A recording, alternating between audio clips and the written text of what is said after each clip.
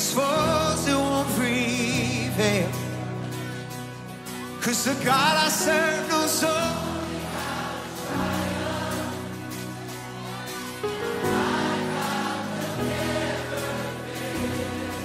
I know that my God will never fail. Believe for it. I'm gonna see you. I'm gonna see your victory. For the battle belongs to you, Lord. I'm gonna see you. I'm gonna see your victory. For the battle belongs to you, Lord. Yeah. Oh.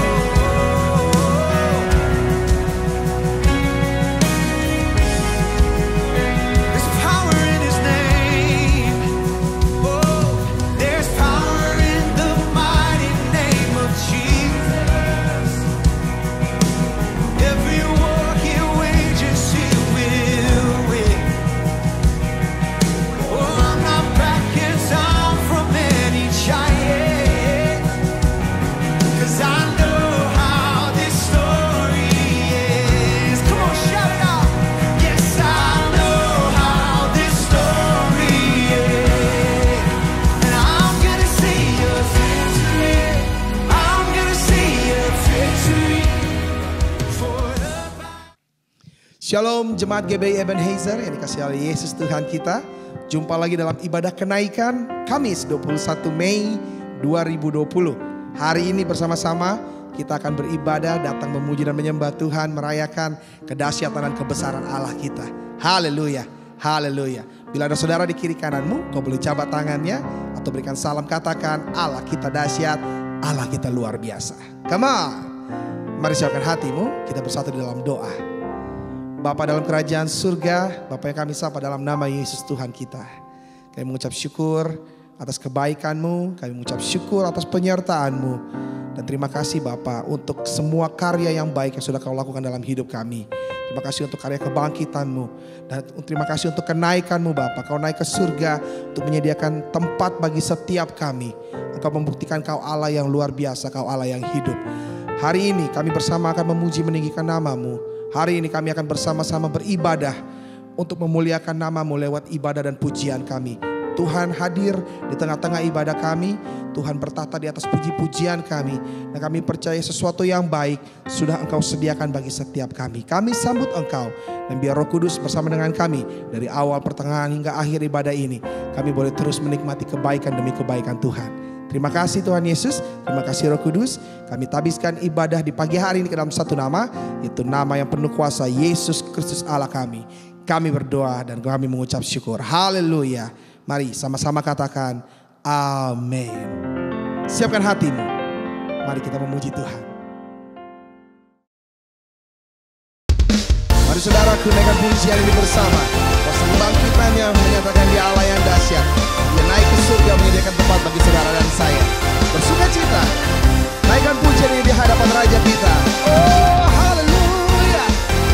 Katakan ada kuasa di dalam namanya. Come on. Namanya Tuhanku, menara yang teguh, kota benteng perlindunganku, Allah yang perkasa, Dia Bapa yang kekal, gunung batu keselamatanku. Katakan, Engkau yang termulia di bumi di surga, termasyhur perkasa selamanya. Haleluya. Katakan, Engkau yang berkuasa di dalam segala hal.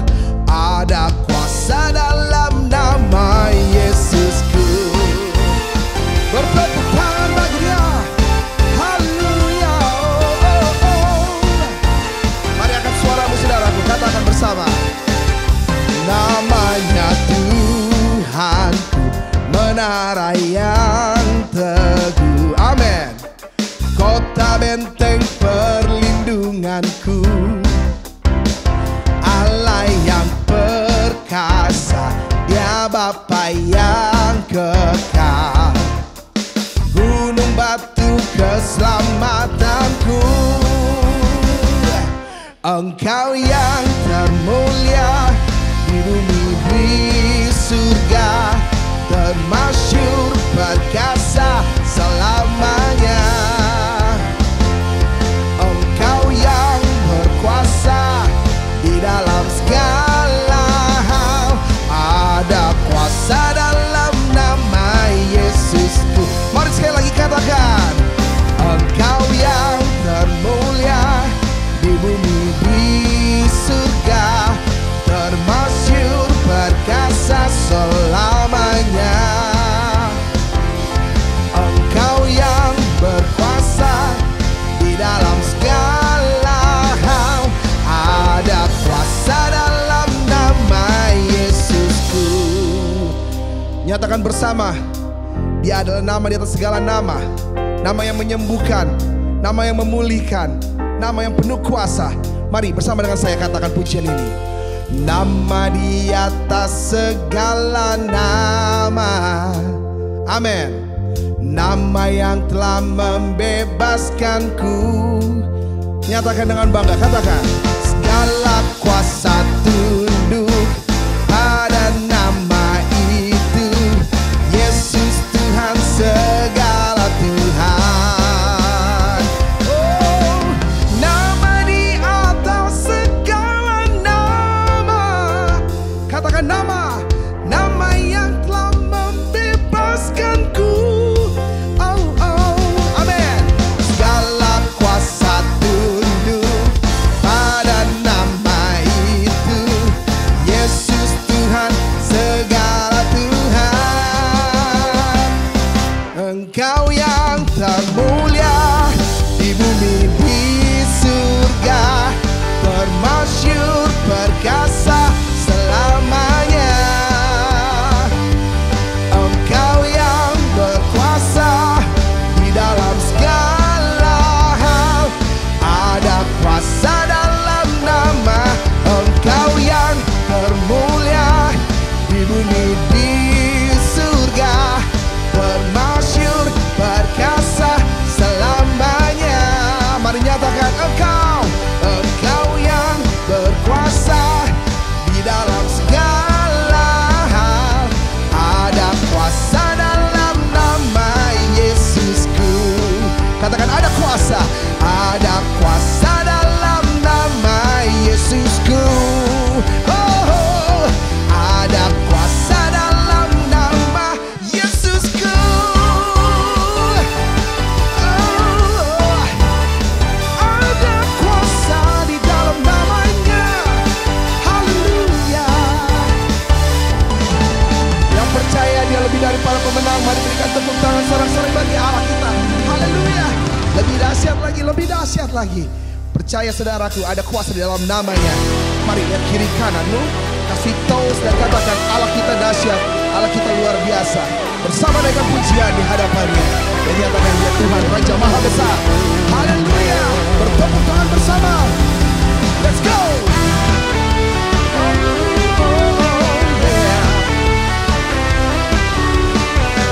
Sungguh Engkau dahsyat, sungguh Engkau mulia.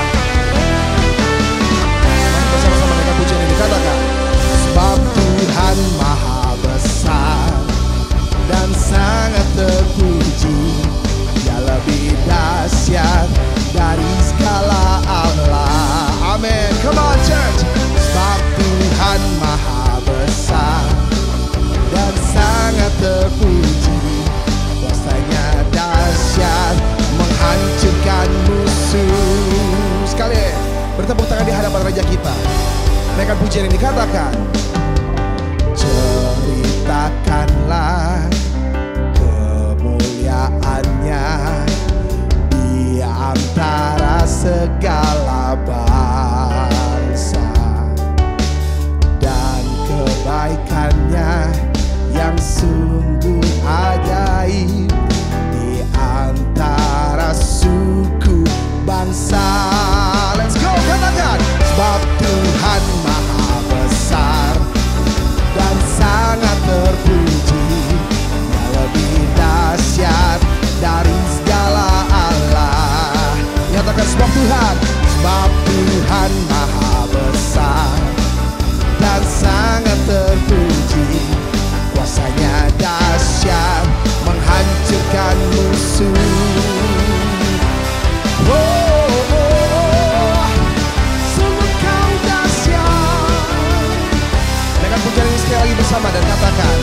Mari, ceritakanlah kebaikannya. Ceritakanlah kemuliaannya di antara segala bangsa, dan kebaikannya yang sungguh ajaib di antara suku bangsa. Come on. Sebab Tuhan Maha Besar dan sangat terpuji, Dia lebih dahsyat dari segala Allah.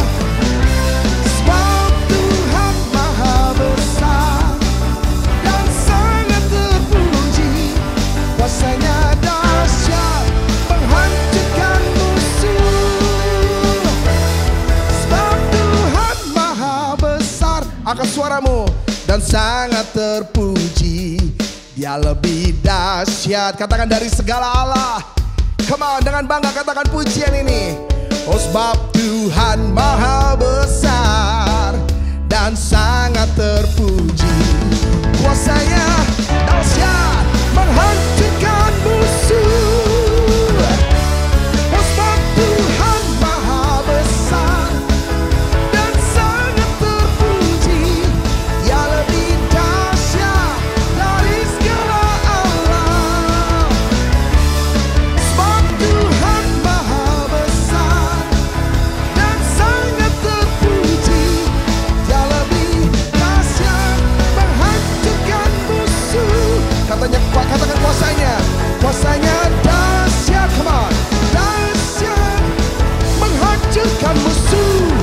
Kuasanya dahsyat, dahsyat, dahsyat, oh dahsyat, dahsyat, dahsyat, oh dahsyat menghancurkan musuh.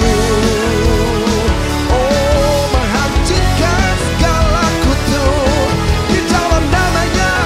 Haleluya, haleluya. Dan telah terima kemenangan, sekali lagi bersorak-sorai bagi Raja kita. Haleluya. Thank you Lord, thank you Lord. Tahukah saudara dan saya bahwa kita memiliki kuasa saat Dia naik ke surga, Dia berikan kita pertolongan yang setia, namanya Roh Kudus.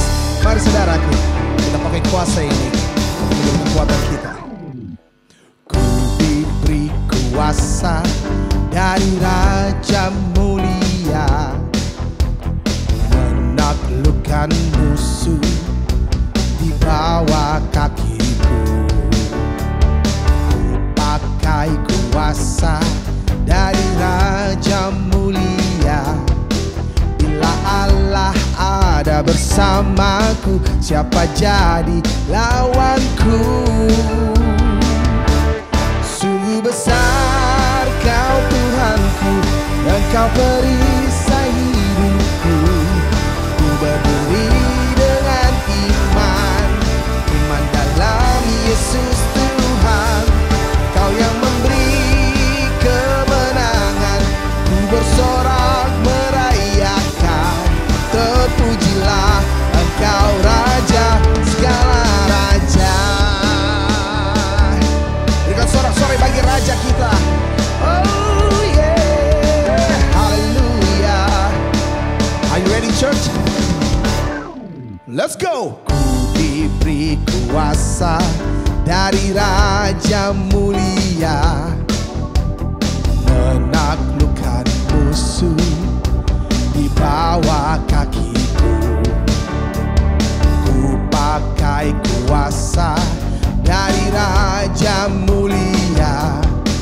Bila Allah ada bersamaku, siapa jadi lawanku? Katakan bila Allah ada bersamaku, siapa jadi lawanku? Sekali lagi katakan, bila Allah ada bersamaku, siapa jadi lawanku? Sungguh besar Kau Tuhanku, Engkau perisai hidupku.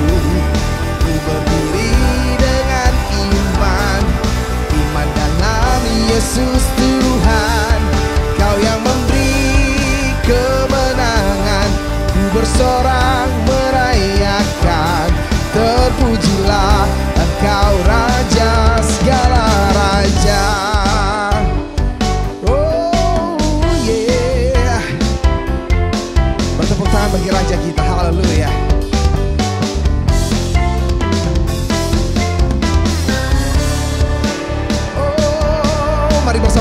suaramu, katakan bersama dengan saya. Sungguh besar Kau Allahku, come on. Sungguh besar Kau Tuhanku, Engkau perisai hidupku. Ku berdiri dengan iman, iman dalam Yesus Tuhan. Kau yang memberi kemenangan, ku bersorak merayakan. Terpujilah Engkau Raja segala raja. Terpujilah Engkau Raja segala raja. Oh, oh. Terpujilah Engkau Raja segala raja. Segala raja, yeah. Terpujilah Engkau Raja di atas segala raja. Haleluya. Hormat, kemuliaan, pengagungan bagi Dia.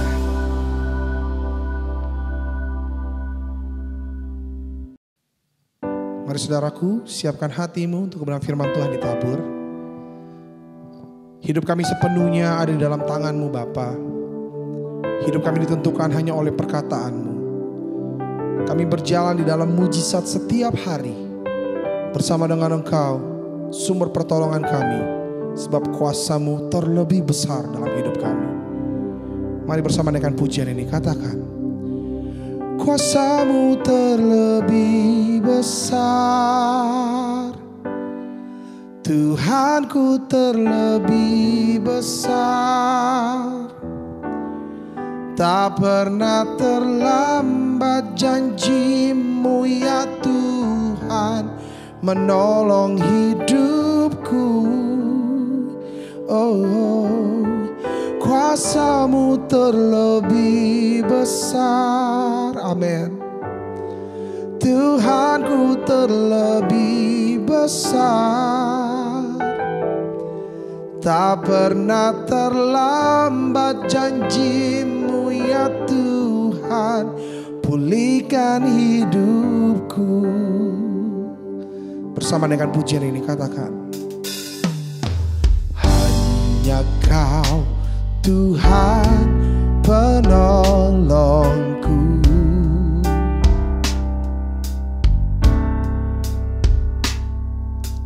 Yang selalu setia bersamaku.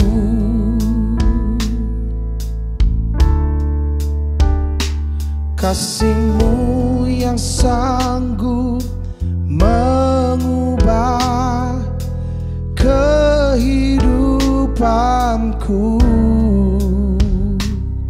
Sungguh ku berserah, sungguh ku percaya, kuasa-Mu terlebih besar. Katakan Tuhanku, Tuhanku terlebih besar. Tak pernah terlambat janji-Mu ya Tuhan, menolong hidupku. Oh, kuasa-Mu terlebih besar, Tuhanku terlebih besar. Tak pernah terlambat janji-Mu ya Tuhan, pulihkan hidupku. Mari sembah Dia, mari sembah Dia. Oh, kami butuh Kau, kami perlu Kau Tuhan. Kami percaya selalu ada pelangi sehabis hujan, sebab kasih setia-Mu sungguh besar. Mari bersama katakan, ku percaya Kau bekerja mendatangkan kebaikan di hidupku.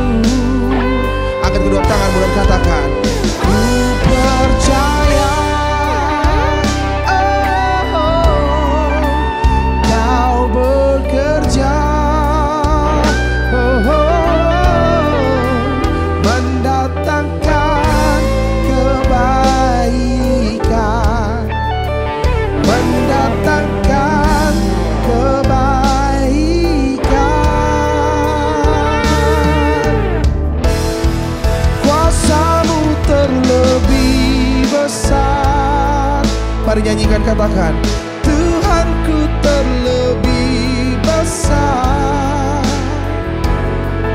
tak pernah terlambat janji-Mu ya Tuhan, menolong hidupku, menolong hidupku. Kuasa-Mu terlebih besar, Tuhanku terlebih besar, oh, tak pernah terlambat janji-Mu ya Tuhan, pulihkan hidupku.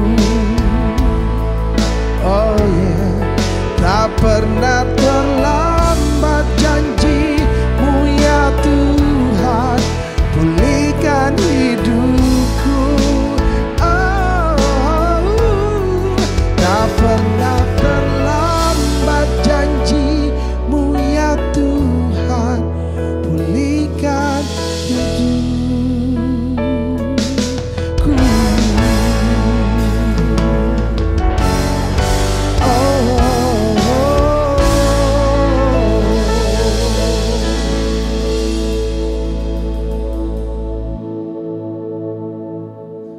Mari kita berdoa untuk firman Tuhan. Kami bersyukur pada hari kenaikan Tuhan Yesus ke sorga. Kami diingatkan bahwa kami memiliki Tuhan yang telah naik ke sorga, telah menyediakan tempat buat kami semua. Ada jaminan keselamatan dalam Tuhan Yesus. Itulah sebab pada hari ini kami bersyukur karena kami adalah orang-orang yang punya pengharapan. Kami yang seharusnya binasa, kami yang seharusnya terhilang. Tapi karena Tuhan Yesus yang datang ke dalam dunia, kami diselamatkan, bahkan kami diberikan jaminan keselamatan. Biarlah firman Tuhan berbicara buat kami, sehingga kami menjadi orang-orang yang punya pengharapan. Dalam situasi yang sulit seperti ini, kami tetap berharap kepada Tuhan, karena hanya dalam Tuhan Yesus kami punya pengharapan. Orang yang berharap kepada Tuhan tidak pernah dikecewakan. Firman Tuhan yang adalah kebenaran berbicara buat kami, sehingga setiap kami yang lemah Tuhan kuatkan, kami yang sakit Tuhan sembuhkan, kami yang terikat Tuhan lepaskan, kami punya masalah kami tahu ada kemenangan, ada keajaiban dan pertolongan Tuhan. Kami siap diberkati oleh firman Tuhan. Dalam nama Tuhan Yesus Kristus kami berdoa dan percaya. Yang percaya katakan bersama dengan saya, amin. Tuhan berkati. Shalom Bapak Ibu sekalian. Pada hari kenaikan Tuhan Yesus ini kita semua pasti dalam berkat Tuhan. Silakan duduk Bapak Ibu sekalian. Nanti tanggal sebelum hari Pentakosta tanggal 26 dan 28 Mei kita ada ibadah online. Kita ada doa 10 hari.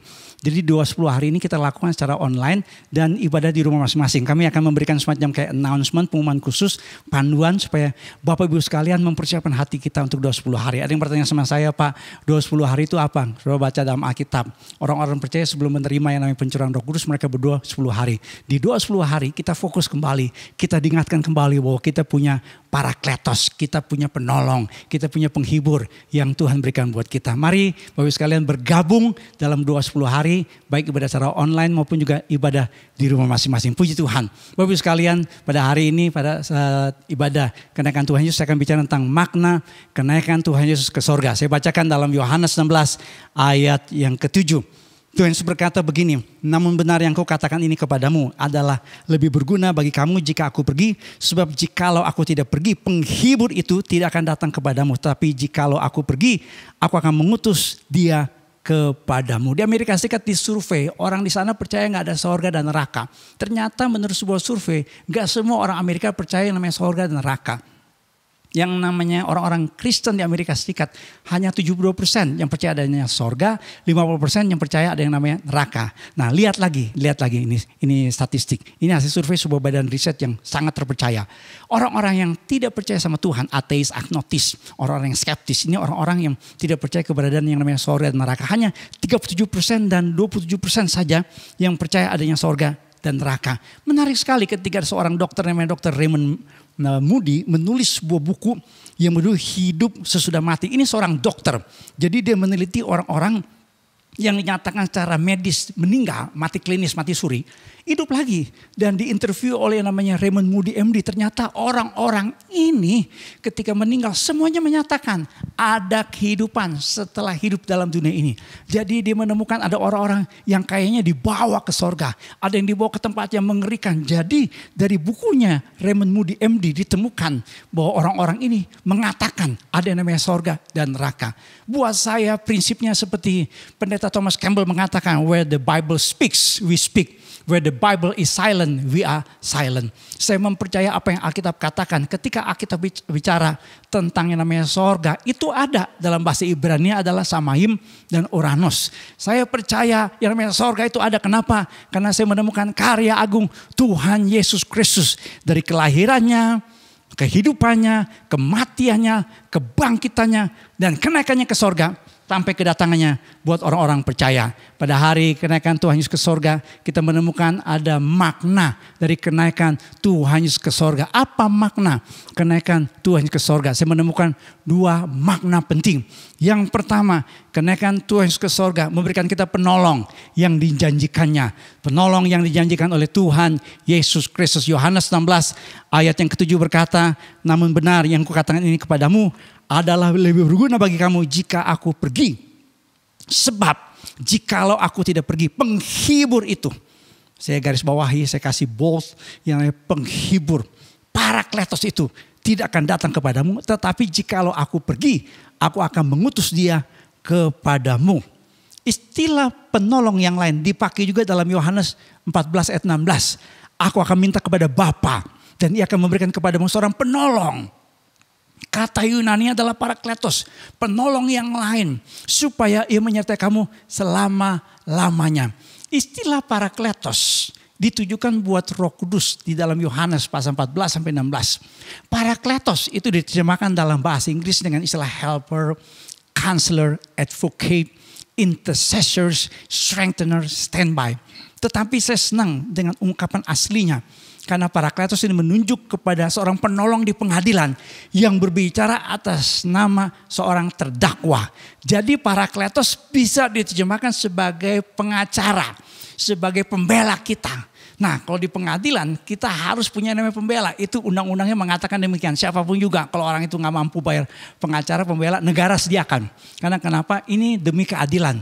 Nah, seringkali dalam pengadilan saya sering kali baca ada pengacara-pengacara yang hebat di Indonesia terkenal. Waduh, yang pengacara-pengacaranya tajir, mobilnya itu mobil mahal. Ya, coba lihat sini. Mohon maaf nih nggak ada bersifat personal buat para pengacara terkenal ini.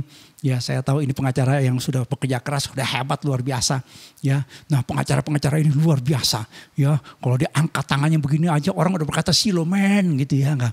Mobilnya aja mobil yang hampir kita nggak pernah lihat ya di jalanan gitu ya, karena mobilnya fata morgana ya, transparan ya, yang pintunya dibanting jep nggak kedengaran. Kenapa pintunya doang? Ya, ini pengacara-pengacara papan atas ya, luar biasa katanya konsultasi sama mereka aja pakai dolar gitu. Ya, tetapi puji Tuhan, haleluya, kita punya pengacara yang lebih hebat dari pengacara yang ada di atas muka bumi ini. Karena pengacara kita adalah parakletos Roh Kudus. Roh Kudus adalah Allah yang menjadi pembela dalam hidup kita. Puji Tuhan, haleluya, parakletos ini yang diberikan buat setiap orang yang percaya kepada Tuhan Yesus. Yang percaya berikan kemuliaan buat Tuhan kita, haleluya, puji Tuhan. Bapak Ibu sekalian saudara, mengapa kita harus memiliki parakletos? Karena ternyata kalau kita baca di dalam Lukas 24 ayat yang ke-47, kita harus menjalankan perintah Tuhan Yesus. Karena setelah kita diselamatkan, setelah kita menerima yang namanya pengampunan dosa, Tuhan Yesus katakan begini dalam Lukas 24 ayat 48. Kamu adalah saksi dari semuanya ini. Matius 28 ayat 19, sebelum Tuhan Yesus naik ke sorga, ada ungkapan yang Tuhan Yesus perintahkan kepada kita. Karena itu pergilah, jadikanlah semua bangsa muridku, dan baptislah mereka dalam nama Bapa dan Anak dan Roh Kudus. Kenapa kita harus memiliki parakletos? Karena ketika kita menjadi saksi Kristus, ketika kita menjadi orang percaya, Tuhan Yesus sudah mengatakan berkali-kali dalam Injil-Injil, dalam Injil Matius, saya pernah membaca ayat yang berkata, kalau orang mengikut Kristus dia harus siap untuk sangkal diri, pikul salib. Itu yang pengikut Yesus. Maka kalau saudara menjadi orang percaya, mungkin di kantor, di rumah, karena saudara salah satunya yang percaya kepada Kristus, sudah ditekan, dianiaya. Kalau kita baca di dunia ada banyak orang yang menderita. Saya sering memberikan statistik angka-angkanya, Open Doors Ministry memberikan data. Orang yang menderita karena Kristus, yang meninggal karena Kristus, yang mati syahid, yang menjadi martir itu banyak. Makanya orang percaya harus punya parakletos, harus punya pembela yang agung, yaitu Roh Kudus. Saudara-saudara, ketika saya baca dalam Kisah Para Rasul, murid-murid mentaati perintah Tuhan Yesus, the Great Commission of Jesus Christ, maka mereka mengalami tekanan. Pada hari Pentakosta mereka disindir, Mereka ditangkap, diserahkan dalam Kisah Rasul 4 ayat yang ketiga. Mereka nggak boleh berbicara, mengajar dalam nama Yesus. Dalam Kisah Rasul pasal yang kelima ayat 18. Mereka dimasukkan dalam penjara. Ya, para rasul dimasukkan dalam penjara. Yang namanya Stefanus, kita mencatat dalam Alkitab sebagai martir pertama dalam sejarah gereja. Dalam Kisah Rasul 8 ayat 1b. Kita menemukan ada aniaya yang hebat terhadap jemaat di Yerusalem. Makanya di dalam Yohanes 13 ayat yang ke-37. Dikatakan oleh Tuhan Yesus kepada Petrus, ya, ketika Petrus bertanya kepada Tuhan Yesus, Tuhan, mengapa aku tidak mengikuti Engkau sekarang? Aku memberikan nyawaku bagimu. Ketika Petrus mencoba pakai kekuatan sendiri, Tuhan Yesus berkata, sebelum ayam berkokok, engkau telah menyangkalku 3 kali. Makanya dalam Yohanes 18 ayat 27, maka Petrus menyangkalnya pula, dan ketika itu berkokoklah ayam. Makanya saudara, ketika Petrus memakai kekuatan sendiri, dia berkata, saya siap memberikan nyawaku bagimu. Saudara, ada banyak orang loh, udah jadi orang Kristen, dulu berjanji sama Tuhan, ketika dia dibaptis, ketika dia percaya Tuhan Yesus, gereja Protestan ada namanya janji CD. Ya, ketika di CD di gereja dia janji, tapi kita menemukan ada banyak orang tinggalkan Tuhan Yesus, menggenapi lagu dangdut yang berkata apa? Lirikan matamu, dompetku hilang. Ini kecopetan namanya. Saudara, ada banyak orang tinggalkan Tuhan Yesus, bahkan para murid juga. Janji bersama dengan Petrus dalam Matius 28 ayat 35. Mereka berjanji dan kita menemukan dalam Matius 26 para murid melarikan diri saudara. Ya, dan mereka ketakutan. Dalam Yohanes 20 ayat 19 mereka mengunci pintu takut kepada orang-orang Yahudi. Hari Minggu lalu saya menyinggung tentang warga China di satu provinsi yang karena kemiskinannya, karena kesusahannya, mereka seperti dapat tekanan dari orang-orang komunis di sana. Sehingga mereka ganti poster Yesus dengan foto Presiden China, Xi Jinping. Saudara, itu terjadi kenapa? Karena ternyata ketika kita menjadi orang percaya, dimanapun kita berada, kita akan mendapatkan tekanan. Ketika kita hidup dalam kebenaran, ketika di kantor kita orang-orang korupsi, kita nggak mau korupsi. Ketika anak-anak muda, teman-teman, engkau anak-anak muda hidup dalam dunia dugem, ngaco, dan kita nggak mau, kita mungkin diejek, dicela, mungkin kita dijauhkan, mungkin kita dianggap fanatik, aneh. Saudara, kita memerlukan yang namanya Roh Kudus. Karena kenapa? Ketika orang-orang percaya dipenuhi oleh Roh Kudus, ketika Parakletos menjadi pembela dalam hidup orang-orang percaya. Perhatikan dalam Kisah Rasul 2 ayat 32, mereka berani bersaksi pada hari Pentakosta. Mereka tidak bisa dibendung dengan berkata, sebab tidak mungkin bagi kami untuk tidak berkata-kata tentang apa yang telah kami lihat, yang telah kami dengar. Lalu mereka memberitakan firman Allah dengan berani. Petrus dan rasul-rasul itu berani berkata di hadapan sidang mahkamah agama Yahudi, kami harus lebih taat kepada Allah daripada yang namanya manusia. Makanya dalam Kisah Rasul 2 ayat yang keempat, kita menemukan mereka harus penuh dengan Roh Kudus. Petrus yang menyangkal Tuhan setelah dipenuhi Roh Kudus menjadi saksi Tuhan yang luar biasa. Stefanus yang tadi kita baca menjadi martir pertama dalam gereja, penuh dengan Roh Kudus. Bahkan Saulus, orang yang Tuhan pakai, harus dipenuhi Roh Kudus sebelum Saulus menjadi Rasul Yesus Kristus. Dia harus penuh dengan Roh Kudus. Apa artinya dipenuhi dengan Roh Kudus? Itulah sebabnya tadi saya mengajak jemaat Tuhan untuk berdoa. Doa selama 10 hari. Tujuannya apa? Supaya kita kembali penuh Roh Kudus. Ya, nanti saya akan uraikan bahwa yang namanya kepenuhan Roh Kudus itu bukan hanya peristiwa yang sekali. Karena ungkapan penuh Roh Kudus itu kepenuhan yang terus menerus. Kita baca dalam Kisah Para Rasul tadi, yang namanya Petrus pada Kisah Rasul 2 dipenuhi Roh Kudus. Kisah Rasul 4 dipenuhi Roh Kudus. Terus menerus harus dipenuhi oleh Roh Kudus. Karena kenapa? Ada banyak orang Kristen, ini saya suka bilang lagunya begini. Ya enggak, peganglah tanganku Roh Kudus. Itu cuma hari Minggu. Tapi Senin sampai Sabtu, Raka Kudus. Saudara-saudara, penuh Roh Kudus itu artinya apa? Dikuasai, dikontrol, dikendalikan oleh Roh Kudus. Saudara-saudara, dalam situasi yang seperti ini kita harus dipenuhi oleh Roh Kudus. Karena survei-survei mengatakan tingkat kecemasan, tingkat kekhawatiran, ketakutan akibat wabah virus corona itu meningkat secara signifikan. Di Amerika Serikat di survei ditemukan bahwa 48% responden merasa cemas karena takut tertular virus corona. Sekitar 40% di Amerika Serikat mengkhawatirkan mereka akan sakit berat atau meninggal akibat COVID-19. Dan 62% mencemaskan keluarga atau orang yang dicintainya tertular. lebih dari sepertiga responden mengatakan bahwa yang namanya pandemi COVID-19 ini berdampak serius pada kesehatan mental mereka. Dan 50% menjawab efeknya cukup berat pada kehidupan sehari-hari.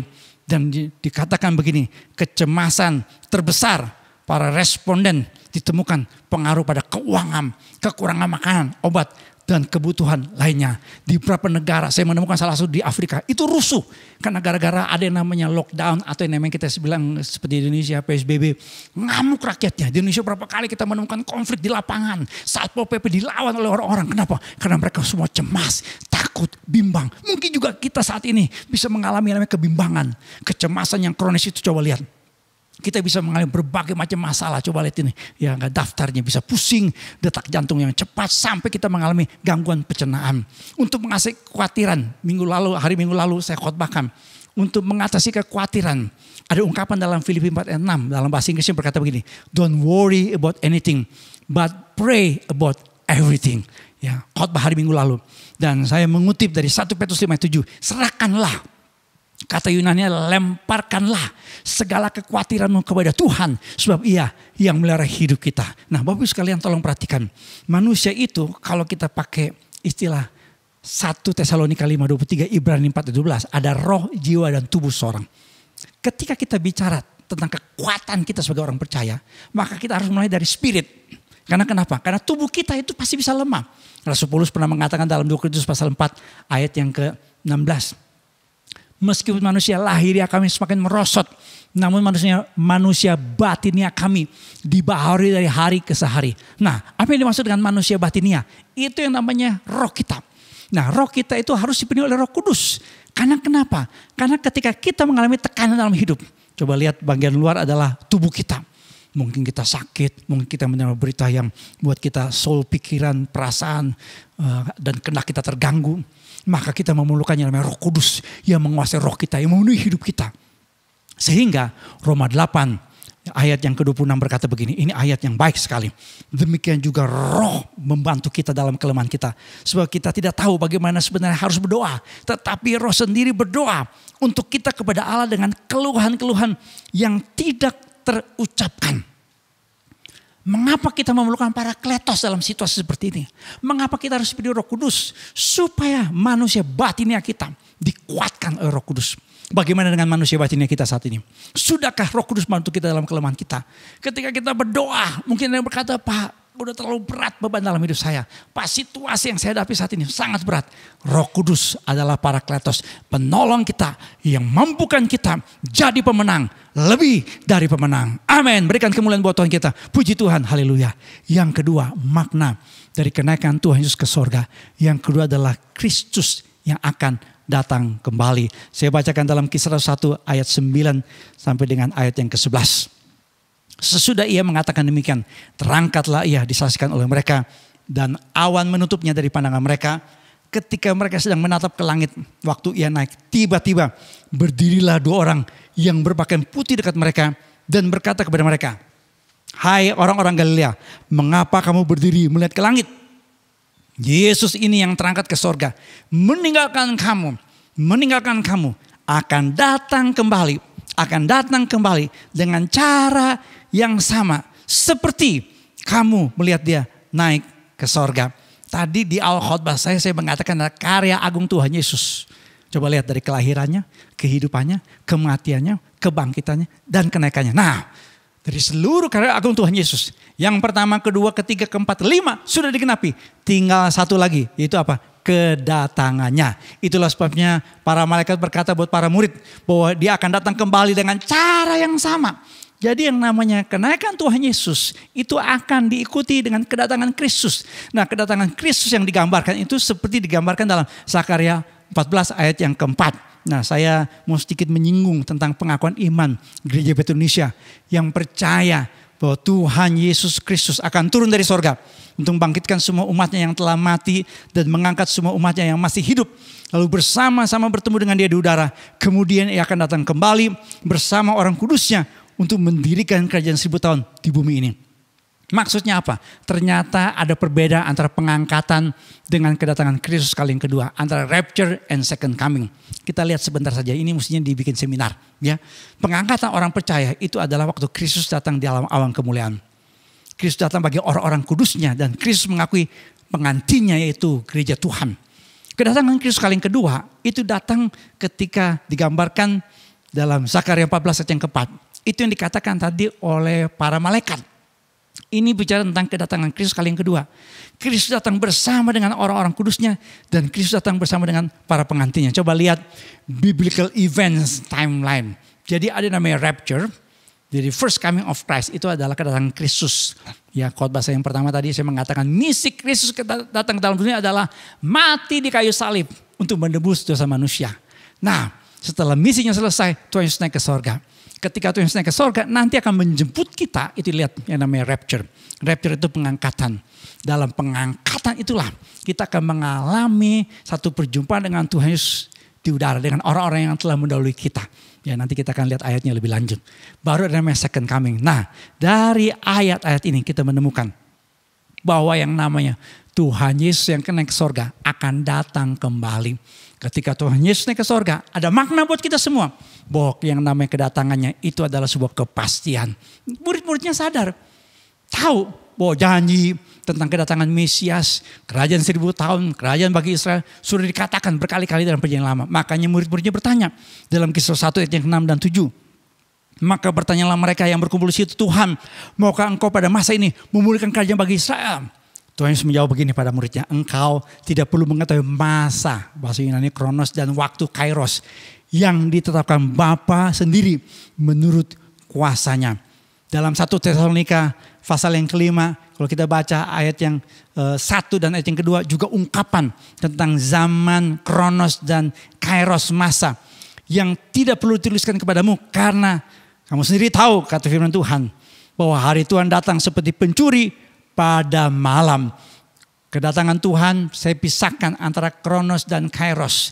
Ketika saya bicara tentang berdoa, kita harus berdoa dengan menantikan waktunya Tuhan. Itu bicara tentang kairos, ada waktu Tuhan. Coba lihat tabel ini perbedaan kronos dan kairos. Bapak Ibu sekalian, ketika kita bicara tentang kenaikan Tuhan ke sorga, maka kita harus percaya Tuhan Yesus pasti datang menjemput kita.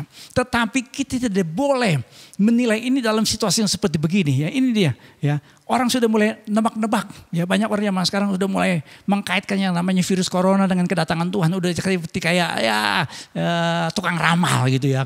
Ada namanya Leah Eden. Ya, Leah Eden ini ya nanti kapan-kapan lah. Ya, saya ngomong lebih dalam. Ya, dia pernah bernubuat bahwa dirinya adalah Bunda Maria.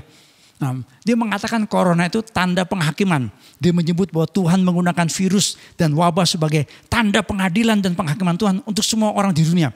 Lia ini mengklaim bahwa virus itu adalah reinkarnasi dari roh jahat. Sehingga ada banyak orang sekarang ketakutan. Waduh, dengan ada virus corona yang begitu mewabah ke seluruh dunia. Orang mulai berkata, ini kiamat. Makanya ada orang yang udah mulai tobat. Ya, di Israel ada seorang lelaki yang ternyata dia pernah mencuri sebuah benda bersejarah, artefak. Yang dicurinya 15 tahun yang lalu dibalikin lagi. Kenapa? Karena dia takut kiamat udah dekat. Di Amerika ada sebuah kelompok yang sudah bangun yang namanya sebuah bunker yang mempersiapkan tentang hari kiamat. Saudara-saudara, kalau kita bicara tentang kedatangan Tuhan, ini yang harus kita ketahui, yang harus kita percayai. Jangan kita menjadi orang percaya yang ketakutan. Jangan menjadi orang percaya yang paranoid. Jangan jadi orang percaya yang aneh. Tinggalkan pekerjaan, tinggalkan rumah. Ya, kita nggak lagi yang namanya bekerja. Kita naik ke puncak, pakai baju putih-putih. Nyanyi lagu apa? Oh Yerusalem, kota mulia. Itu salah.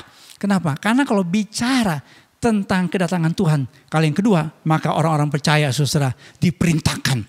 Dalam Kisah 1 ayat yang ke-8. Sebelum Tuhan Yesus ke sorga. Dan ada janji tentang kedatangannya. Ada perintah buat orang percaya supaya kita menjadi saksi Tuhan. Mulai dari Yerusalem, Yudea, Samaria sampai ke ujung bumi. Bapak Ibu sekalian saudara, yang namanya dunia ini memang bukan tempat kita sesungguhnya. Tuhan Yesus datang ke dalam dunia. Nanti kita semua akan dijemput oleh Tuhan Yesus. Ya, kali kedua supaya apa? Supaya kita memiliki satu kehidupan yang kekal. Di dunia ini coba saya pernah memberikan data tentang berbagai macam wabah. Ini virus corona ini wabahnya memang luar biasa. Tapi sebelumnya ada yang namanya Black Death yang melanda seluruh Eropa.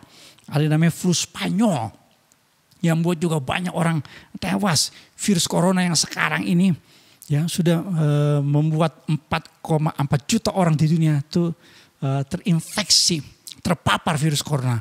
Dilaporkan kurang lebih 1,6 juta orang lebih meninggal dunia. Tetapi lihat ini, saya pernah memberikan satu timeline dari kerajaan sorga buat kita. Ada masa pradosa, itu Kejadian 1 ayat 1, pasal 1 dan pasal 2. Ada masa yang disebut dengan masa dosa, itu mulai dari Kejadian 3 sampai Wahyu pasal 20. Dan pasca dosa, itu Wahyu pasal 21 sampai pasal 22. Nah, kita hidup dalam masa yang disebut dengan masa dosa. Makanya ada berbagai macam yang namanya sakit penyakit, wabah, segala macam hal itu terjadi. Makanya Tuhan Yesus harus datang ke dalam dunia untuk menyelamatkan kita. Dan Tuhan Yesus harus menjemput kita. Supaya apa? Kita masuk dalam langit dan bumi baru. Wahyu 21 ayat yang keempat. Tidak ada lagi perkabungan dan ratap tangis atau duka cita. Itu disediakan buat orang-orang yang percaya. Seorang hamba Tuhan yang namanya David Matthews mengatakan begini. The Ascensions, ya, kenaikan Tuhan Yesus, remind us, mengingatkan kita bahwa kekristenan, Christianity is not only an historical faith, but a faith of the present and future. Kekristenan bukan hanya iman yang bersejarah. Bukan yang kita bicara tentang tradisi gereja. Oh, ada banyak orang berkata, Pak, saya dari tradisi gereja A, B, atau C. Pak, saya dari gereja ini dulunya. Ini kita nggak bicara tentang historical faith. Tetapi kenaikan Tuhan Yesus ke sorga mengingatkan kita bahwa kita memiliki satu kehidupan masa kini di mana Roh Kudus diberikan dalam hidup kita. Supaya dalam masa depan kita tetap setia sampai Tuhan datang menjemput kita dalam awan kemuliaan. Kenapa gereja Tuhan harus beritakan Injil? Karena kita baca dalam 1 Tesalonika pasal 4 ayat 16-17. Mereka yang mati dalam Kristus yang akan dibangkitkan. Mereka yang percaya pada Kristus yang bersama-sama dengan Tuhan untuk selama-lamanya. Coba lihat tabel ini sekali lagi. Perbedaan pengangkatan dan kedatangan Kristus kali yang kedua. Coba lihat pengangkatan dan yang namanya kedatangan Kristus kali yang kedua. Ada perbedaan. Jadi ketika Tuhan Yesus datang nanti, tidak seperti kedatangan Kristus yang pertama. Kristus datang pertama kali untuk semua orang supaya manusia percaya kepada Dia. Tapi kali yang kedua dalam pengangkatan, Dia hanya menyebut orang-orang yang percaya. Itulah sebabnya kalau kita bicara tentang kedatangan Kristus kali yang kedua, kita nggak boleh eksklusif. Kita nggak boleh menjadi orang-orang yang tadi di Amerika Serikat bikin bunker, ya, bikin hal-hal yang aneh, memisahkan diri dari masyarakat. Kita harus jadi berkat, kita harus berdampak. Karena kenapa? Hanya orang yang percaya kepada Kristus lah yang diselamatkan. Saya baca kesaksian orang yang namanya George Gigi Fruta, ini dari Rumania. Ini adalah orang yang dulu hidupnya brutal, hidupnya ya, kacau, minum, mabuk, judi. Ketika dia meninggal karena kanker, dinyatakan meninggal. Ini kejadian kisah nyata yang saya baca. Tahun 86 dia meninggal, tapi setelah dia meninggal beberapa saat, dia hidup lagi. Ketika dia hidup, dia betul-betul syok. Kenapa? Karena dia melihat ada jiwa-jiwa menderita selama ribuan tahun. Mereka berteriak kepada Tuhan, tapi sia-sia saja. Saudara-saudara, singkat cerita, yang namanya George Gigi Fruta menjadi orang yang percaya pada Tuhan Yesus. Dia keliling-keliling kemana-mana ngomong, hey, yang namanya Kristus itu adalah Tuhan yang menyelamatkan. Kita ini semua kalau mati tanpa Dia binasa semua. Bapak Ibu sekalian, pada hari kenaikan Tuhan Yesus ini kita diingatkan bahwa keselamatan hanya dalam Tuhan Yesus. Tuhan Yesus naik ke sorga menyediakan tempat buat kita semua. Itulah sebabnya kalau Tuhan Yesus pasti datang kembali menjemput orang-orang percaya. Mari sebanyak mungkin kita bawa jiwa kepada Tuhan Yesus. Saya suka bilang begini, kalau kita punya obat untuk cancer, ya, if you had the cure to cancer, wouldn't you share it? Mau nggak kita kasih tahu sama orang? If you have cure to death, get out there and share it. Kalau sekarang ada ilmuwan yang menemukan yang namanya vaksin obat untuk virus corona, dia simpan sendiri, itu dokter peneliti yang jahat. Dia harus bagi banyak orang. Dia harus bagi pada seluruh dunia yang terpapar dengan virus corona. Virus dosa itu lebih parah dari virus corona. Kenapa? Karena virus dosa buat orang mati secara jasmani dan mati secara rohani. Ya, puji Tuhan, ada obatnya buat yang namanya virus dosa. Yaitu apa? Kematian Tuhan Yesus di kayu salib. Yang namanya darah Yesus yang menyucikan hati kita dari hati nurani yang jahat. Sehingga kita diberikan kelayakan, pengharapan di dalam Kristus Tuhan kita. Yang percaya, berikan kemuliaan buat Tuhan kita. Puji Tuhan, haleluya. Saya simpulkan apa makna kenaikan Tuhan Yesus ke sorga. Yang pertama maknanya adalah Tuhan berikan kita penolong, Parakletos, Roh Kudus yang dijanjikannya. Sehingga kita menjadi orang-orang percaya yang kuat, menjadi orang percaya yang menang dalam segala situasi. Seperti yang terjadi sekarang ini. Yang kedua, Tuhan Yesus pasti datang kembali. Dan kalau Tuhan Yesus datang kembali, Dia hanya menjemput orang yang percaya kepadanya. Kita punya pengharapan yang kekal, tetapi kita juga harus menjadi orang yang bersaksi supaya keluarga kita, teman-teman kita, tetangga kita, orang-orang yang kita tahu seluruh dunia ini diselamatkan oleh Injil Yesus Kristus. Selamat memperingati hari kenaikan Tuhan Yesus. Tuhan memberkati. Amin. Berikan kemuliaan buat Tuhan kita. Puji Tuhan. Haleluya. Mari kita berdoa.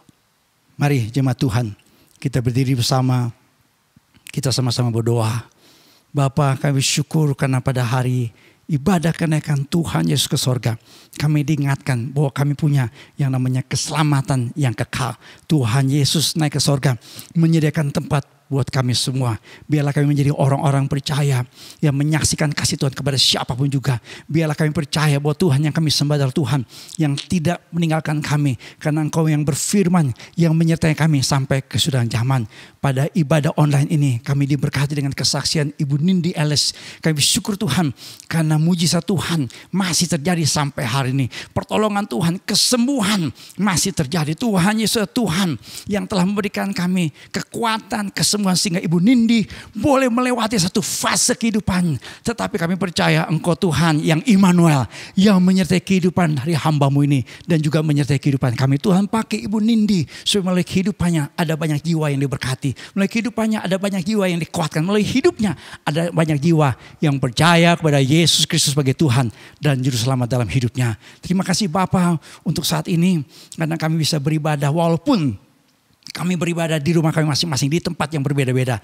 Tapi kami percaya Tuhan Engkau ada bersama dengan kami. Kami mau berdoa Tuhan untuk ibadah doa 10 hari yang akan kami lalui bersama-sama. Akan kami adakan bersama-sama di rumah kami masing-masing. Kami percaya Tuhan hadir dan mempersiapkan hati kami. Supaya kami menjadi orang-orang percaya yang dipenuhi oleh Roh Kudus. Menjadi orang-orang percaya yang menerima penolong penghibur Parakletos yang dari Tuhan buat setiap kami.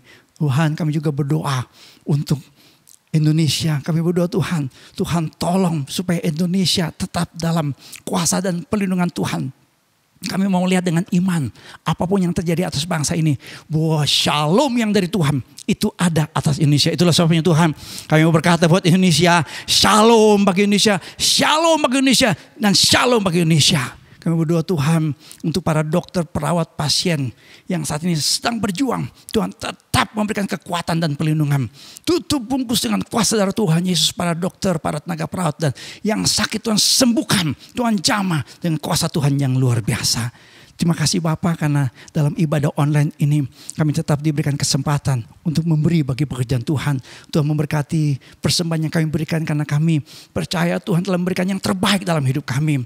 Persembahan EH Peduli, persembahan diakonia, persembahan misi, bahkan kami mengembalikan persepuluhan miliknya Tuhan. Tuhan kuduskan persembahan kami supaya dipakai bagi hormat dan kemuliaan nama Tuhan. Hamba berdoa Tuhan untuk jemaat Tuhan yang saat ini beribadah di rumah masing-masing. Kami berdoa Tuhan, perlindungan Tuhan, kuasa Tuhan, darah Yesus tutup bungkus kami semua. Sehingga apapun yang kami kerjakan kami tahu ada penyertaan Tuhan, ada anugerah Tuhan, ada kasih Tuhan yang menyertai hidup kami. Terima kasih Bapak, belum kami mengakhiri ibadah kenaikan Tuhan Yesus ke sorga, kami mau menerima berkat dari Tuhan. Mari saudara kita angkat tangan kita bersama. Kita mengangkat tangan karena kita percaya Tuhan yang telah naik ke sorga menyertai hidup kita, memegang tangan kita, memberikan kita kekuatan. Mari kita aminkan kalimat-kalimat berkat ini supaya digenapi dalam kehidupan saudara dan saya. Diberkatilah keluarga saudara, diberkatilah usaha dan pekerjaan saudara, diberkatilah pertumbuhan iman saudara, diberkatilah kesehatan saudara, dan diberkatilah masa depan hidup saudara. Saudara kasih Tuhan, terimalah berkat Tuhan, kasih karunia dari Tuhan Yesus Kristus, kasih Allah Bapa, persekutuan pimpinan dan pengurapan Roh Kudus menyertai saudara-saudara sekalian dari sekarang sampai selama-lamanya. Haleluya. Yang percaya katakan bersama dengan saya, amin, amin, Amin. Puji Tuhan, kita berikan kemuliaan buat Tuhan kita. Bapak Ibu sekalian, kita akan berjumpa kembali dalam ibadah online hari Minggu. Dan saudara-saudara ikuti yang namanya doa 10 hari, nanti ada pengumuman khusus. Ya, silakan Bapak Ibu sekalian mengikuti dan saya percaya Tuhan akan memberkati hidup kita di tengah-tengah situasi yang seperti ini. Kita tetap dikuatkan karena Roh-Nya yang kudus akan menjadi penolong, penghibur, parakletos yang memberikan kita kemenangan demi kemenangan. Tuhan memberkati. Shalom. Come on, sing. You take what the enemy meant for evil. You turn it for good. Go ahead, get it up, turn it around. Sing. You take what the enemy meant for evil, and you turn it for good. You turn it for good. Every time you take what the enemy meant for evil, and you turn it for good. You turn it for good. You work it out. You take what the enemy meant for evil, and you turn it for good. You turn it for good. A little louder now. You take what the enemy meant for evil, and you turn it for good. You turn it for good. No, no, no. You take what the enemy meant for evil, and you turn it for good. You turn it for good. I'm gonna see you. I'm gonna see you.